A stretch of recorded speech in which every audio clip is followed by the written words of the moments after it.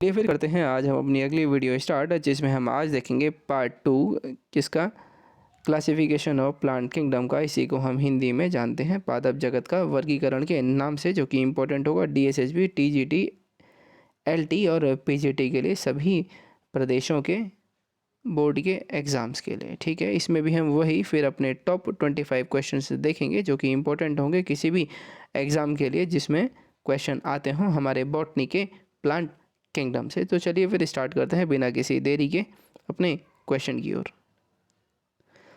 अगला क्वेश्चन है हमारा, मानव की आंत में पाए जाने वाला जीवाणु, मतलब मानव की आंत में पाए जाने वाले जीवाणु का नाम बताना है। जीवाणु का मतलब बैक्टीरिया, आंत का मतलब इंटेस्टाइन, मतलब ह्यूमन के इंटेस्टाइन में पाए जाने वाला बैक्टीरिया। तो वो होता है हमारा ई कोलाई। और ये क्या होता है, एक बैक्टीरिया जिसमें ई होता है, ई का फुल फॉर्म होता है एस्चेरिया, और कोलाई तो कोलाई है ही। ठीक है, तो इसका पूरा नाम क्या होता है, एस्चेरिया कोलाई, जो कि ये क्या होता है, जीवाणु या फिर हमारा बैक्टीरिया। ठीक है, चलते हैं अगले क्वेश्चन की ओर। अगले क्वेश्चन में हमसे पूछा गया है, जो तपेदित होता है, मतलब जिसे हम इंग्लिश में बोलते हैं टीबी या फिर इसकी फुल फॉर्म होती है ट्यूबरकुलोसिस, इसको उत्पन्न करने वाला बैक्टीरिया होता है, वो कौन सा होता है, तो वो होता है हमारा मायो बैक्टीरियम, जिसका पूरा नाम होता है मायो बैक्टीरियम ट्यूबरकुलोसिस। ठीक है, चलते हैं फिर अपने अगले क्वेश्चन की ओर। अगले क्वेश्चन में हमसे पूछा गया है, भोजन की विषाक्तता उत्पन्न होती है, मतलब फूड पॉइजनिंग जिससे होती है, वो उसका नाम बताना है। तो वो होता है हमारा क्लॉस्ट्रिडियम बोटुलिनम द्वारा क्या होती है, फूड पॉइजनिंग। चलते हैं अगले क्वेश्चन की ओर। अगले क्वेश्चन में हमसे पूछा गया है, जो एंटीबायोटिक्स हैं वो अधिकांश प्राप्त होते हैं, मतलब एंटीबायोटिक्स है वो हमें किससे प्राप्त होते हैं या वो कौन बनाता है। तो देखिए, एंटीबायोटिक्स की जब भी बात होगी वहाँ पर किसका नाम आएगा, एक तो बैक्टीरिया का और दूसरा किसका, फंजाई का, क्योंकि फंजाई से हमने सबसे पहली बार निकाली थी पेनिसिलियम, जो कि क्या थी, एंटीबायोटिक थी, और उस फंगस का क्या नाम था, पेनिसिलियम नोटेटम। और जहाँ तक बात करें हम बैक्टीरिया की, और बैक्टीरिया हर जगह मौजूद होते हैं और यही हमको ज़्यादा मात्रा में क्या देते हैं, एंटीबायोटिक। एंटीबायोटिक वो सब्सटेंस होते हैं या वो पदार्थ होते हैं जो कि बैक्टीरिया को मारने में या बैक्टीरिया को जो उसकी ग्रोथ होती है उसको कम करने में हमारी सहायता करते हैं। ठीक है, तो जो हमारे अधिकांश जो एंटीबायोटिक हैं वो हमें किससे मिलते हैं, जीवाणुओं से, यानी बैक्टीरिया से मिलते हैं। चलते हैं फिर हम अपने अगले क्वेश्चन की ओर। अगले क्वेश्चन में हमसे पूछा है, यदि एक जीवाणु कोशिका प्रति 20 मिनट में विभाजित करती है तो 2 घंटे बाद कितने जीवाणु होंगे। कहने का मतलब है आपको लेना है 2 घंटे का टाइम पीरियड, और इंटरवल कितने का होना चाहिए, हर 20 मिनट का, क्योंकि इसी 20 मिनट में कोशिका क्या कर रही है, विभाजित कर रही है। तो पहले 20 मिनट हो गए हमारे यहाँ पे, अगले 20 मिनट यहाँ पे 40 मिनट, मतलब यहाँ पे हो गए हमारे 20 मिनट, यहाँ पे कितने हो गए 40 मिनट, 40 मिनट 20 60 मिनट, 60 और 20 80, 80 और 20 120। कहने का मतलब है 120 हमने 80, 80 और 20 100, और 100 और 20 120। कहने का मतलब है 120 हमने इसलिए लिया है क्योंकि हमसे पूछा था 2 घंटे, और 2 घंटे में कितने मिनट होते हैं, 120 मिनट, और 20 मिनट में क्या करता है, वो विभाजित करता है। तो पहले जो शुरू के 20 मिनट में उसमें कितना बैक्टीरिया था, एक, अगले 20 मिनट में बैक्टीरिया कितना हो जाएगा, डबल, क्योंकि विभाजित हो जाएगा तो मतलब अपने अमाउंट का कितना हो जाएगा, डबल हो जाएगा। पहले एक था तो कितना हो जाएगा, 2। अगले 40 मिनट की बात करेंगे तो अब 2 से कितना हो जाएगा, 4। फिर अगले 20 मिनट की बात करेंगे तो 4 से कितना होगा, 8। ठीक है, अब अगले 20 मिनट की बात करेंगे तो कितना होगा, 16। फिर 16 से कितना होगा, 32, और फिर लास्ट में कितना हो जाएगा, 64। यानी कहने का मतलब है जब 2 घंटे पूरे हो जाएंगे बैक्टीरिया को तो हमारे पास कितना होगा, बैक्टीरिया का नंबर 64। ठीक है, ये आप सिंपल ऐसे भी कैलकुलेट कर सकते हैं इसको। यहाँ पे आपका 0 मिनट, यहाँ पे आपका 120 मिनट, सिंपल आप ऐसे कैलकुलेट कर सकते हैं हर 20 मिनट का गैप लेके। ठीक है, तो लास्ट में आपको क्या मिलेगा, 64 बैक्टीरिया प्रेजेंट होंगे। ठीक है, तो हमारा आंसर भी क्या होगा, 64। चलते हैं अपने अगले क्वेश्चन की और। अगले क्वेश्चन में हमसे पूछा गया है, नाइट्रोजन यौगिकीकरण में निम्नलिखित में से कौन सी फसल सहायक होती है, मतलब नाइट्रोजन के यौगिकीकरण में। ठीक है, तो वो होती है हमारी फलीदार फसलें। फलीदार फसलें बोलूँ या मैं कह सकता हूँ जो मेरे लेग्यूमिनेसी फैमिली के प्लांट्स होते हैं, ये नाइट्रोजन के फिक्सेशन में क्या करते हैं, हेल्प करते हैं। ठीक है, चलते हैं अगले क्वेश्चन की और। अगले क्वेश्चन में हमसे पूछा गया है, नाइट्रोजन स्थिरीकरण में लेग हीमोग्लोबिन जो है ये क्या कार्य करता है। तो लेग हीमोग्लोबिन काम करता है ऑक्सीजन स्कैवेंजर का, या मैं कह सकता हूँ कि ये जो है ऑक्सीजन को क्या कर लेता है, एब्जॉर्ब कर लेता है। ऑक्सीजन का अवशोषण करने का कार्य कौन करता है, लेग हीमोग्लोबिन। चलते हैं अपने अगले क्वेश्चन की और। अगले क्वेश्चन में हमसे पूछा गया है, निम्न में से कौन सा रोग बैक्टीरिया से होता है, बैक्टीरिया से होने वाला रोग, बैक्टीरिया को ही दूसरा नाम है जीवाणु। तो जैसा कि हम जानते हैं पीलिया हमारा लीवर से होता है, चेचक और मेम्स जो होता है ये हमारा वायरस से होता है। ठीक है, तो हमारा ऑप्शन क्या बचा? तपेदिक। तपेदिक को ही हम दूसरे वर्ड में क्या बोलते हैं? टीबी या ट्यूबरक्लोसिस, जो कि हमें पता है मायोबैक्टीरियम ट्यूबरक्लोसिस से होता है और यही क्या होता है? एक बैक्टीरिया। तो हमारा आंसर क्या होगा? ऑप्शन नंबर ए बिल्कुल करेक्ट होगा। तो फिर चलते हैं अपने अगले क्वेश्चन की ओर। अगले क्वेश्चन में हमसे पूछा है मृदा में धान की पैदावार बढ़ाने वाला मुक्त जीवी जीवाणु। मतलब बताओ, जो धान, जो हमारा खेत होता है, जिस खेत में धान होते हैं और धान की पैदावार बढ़ाने के लिए जो हमारा मुक्त जीवी जीवाणु मतलब बैक्टीरिया होता है, फ्री लिविंग बैक्टीरिया होता है, वो कौन सा होता है? तो जैसा कि हमको पता है जो हमारा फ्री लिविंग बैक्टीरिया होता है वो होता है एनाबीना, और यही किस लिए काम आता है? धान की पैदावार बढ़ाने के लिए। ठीक है, या मतलब धान की खेतों में या धान की फसल की बढ़ाने के लिए कौन काम आता है? एनाबीना। यही क्या करता है? नाइट्रोजन फिक्सेशन का काम करता है।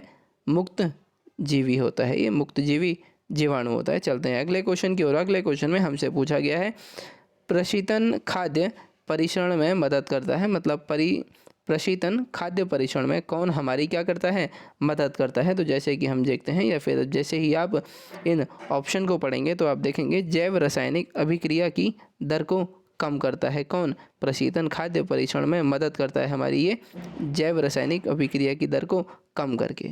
ठीक है, चलते हैं अगले क्वेश्चन की ओर। अगले क्वेश्चन में हमसे पूछा गया है दही जमाने में निम्नलिखित में से किस में सूक्ष्म जीवी का प्रयोग होता है। तो जैसे कि हमको पता है जो हमारा दूध होता है, दूध से दही बनाने में कौन हमारी मदद करता है? वो हमारी मदद करता है बैक्टीरिया, जिसका नाम क्या होता है?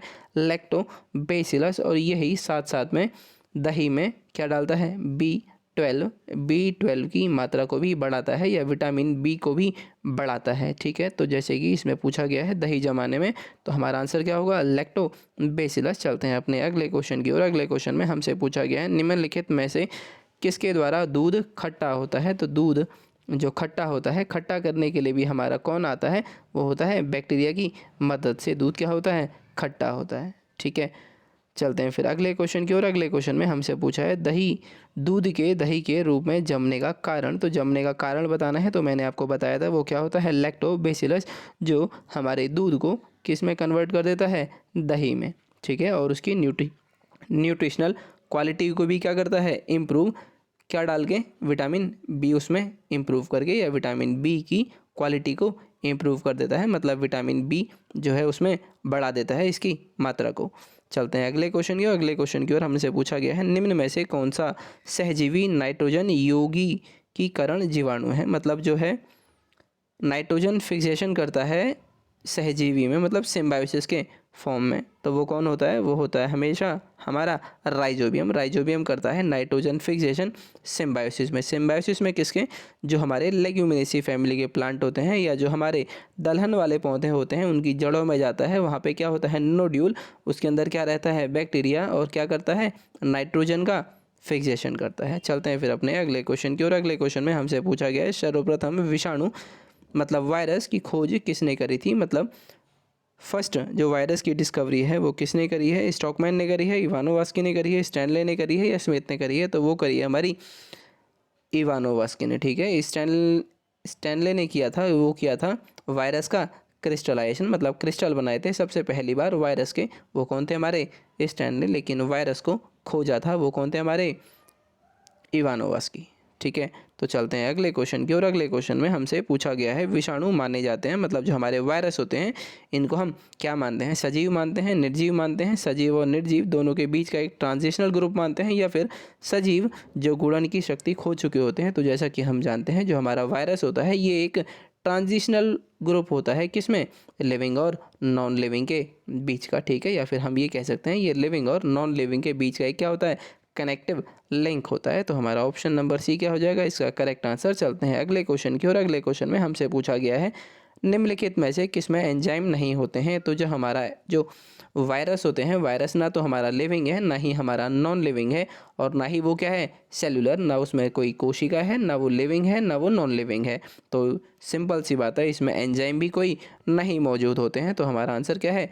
विषाणु। विषाणु में कोई भी एंजाइम मौजूद नहीं होता है, बल्कि ये जब किसी की बॉडी में जाता है तो वहाँ से उसकी सारी मशीनरी जो होती है उसी को क्या करता है, इस्तेमाल करता है। मशीनरी मतलब सेल में जो भी एंजाइम होते हैं उसी को क्या करता है, इस्तेमाल करता है अपने फ़ायदे के लिए। चलते हैं अगले क्वेश्चन की ओर। अगले क्वेश्चन में हमसे पूछा गया है टीएमवी जो शब्द है इसका किससे संबंधित है। तो हम जैसे कि जानते हैं टीएमवी की फुल फॉर्म होती है टोबैको मोज़ेक वायरस, और ये क्या है, एक विषाणु। तो विषाणु से क्या है इसका संबंध। चलते हैं अगले क्वेश्चन की ओर। अगले क्वेश्चन में हमसे पूछा गया है हाइड्रोफोबिया रोग उत्पन्न होता है। तो जैसा कि आपको पता है, जब आपको कोई, मान लो आपको कोई डॉग है, कुत्ता काटता है, कुत्ता काटने के बाद आपको अगर उसका सही से इलाज नहीं होता है तो बहुत सालों बाद आप में हाइड्रोफोबिया नामक रोग देखने को मिल सकता है। हाइड्रोफोबिया का मतलब होता है पानी को देखने से डरना, या फिर वो व्यक्ति जो पानी को देख के डरता है तो हम कहते हैं उस व्यक्ति को कौन सी बीमारी है, हाइड्रोफोबिया, और ये होती है एक विषाणु के द्वारा। ठीक है, तो हमारा ऑप्शन नंबर जो सी होगा वो क्या होगा इसका करेक्ट आंसर।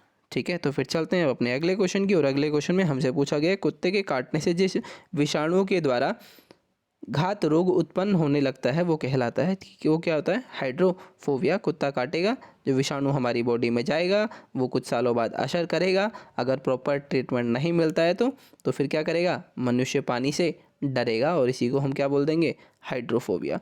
चलते हैं अगले क्वेश्चन की ओर। अगले क्वेश्चन में पूछा गया है चेचक के लिए टीके का विकास किसने किया था। मान लो जो चेचक है, चेचक के लिए भी क्या लगती है, वैक्सीन, जिसे हम बोलते हैं टीका। तो इसका जो निर्माण है वो किसने किया था, वो किया था हमारे एडवर्ड जेनर ने।